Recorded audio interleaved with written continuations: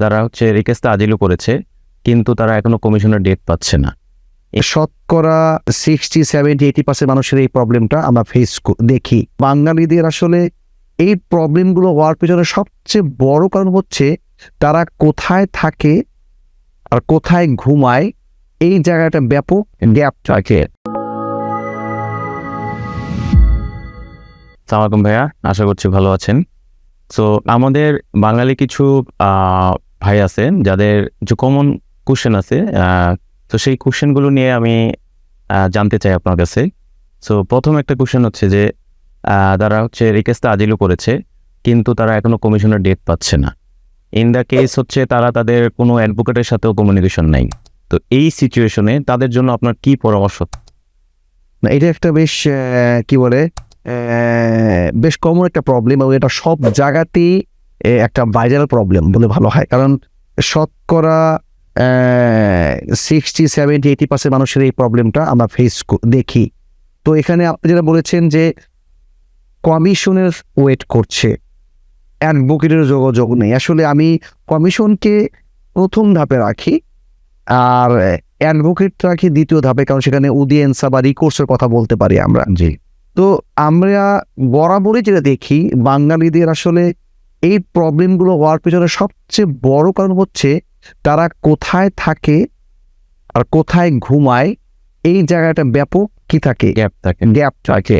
যে আমি বলি হসপিটালিটিতে থাকি ওই জায়গাতে, কিন্তু ঘুমাই ওই জায়গাতে।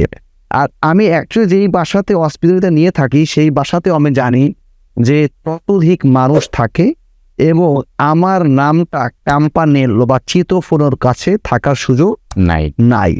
তো এইসব কারণে কোনোভাবেই এরা ওই একবার যদি অ্যাড্রেসটা থেকে মানে একবার যদি হারিয়ে যায়, তাদেরকে খুঁজে পাওয়া যায় না।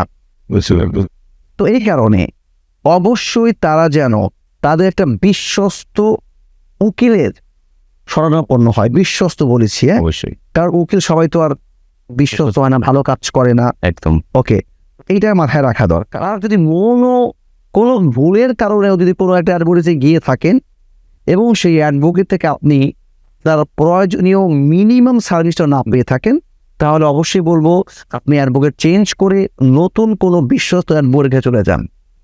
আচ্ছা, আরেকটা কোশ্চেন এরকম আসছে আমাদের, এক বাঙালি ভাই করেছিলেন যে উনি ওনার কমিশন হয়েছে, কিন্তু উনি অনেক দিন হয়ে গেছে, প্রায় 1.5 বছর 2 বছর, কিন্তু রেজাল্টটা এখনো হাতে পাননি উনি।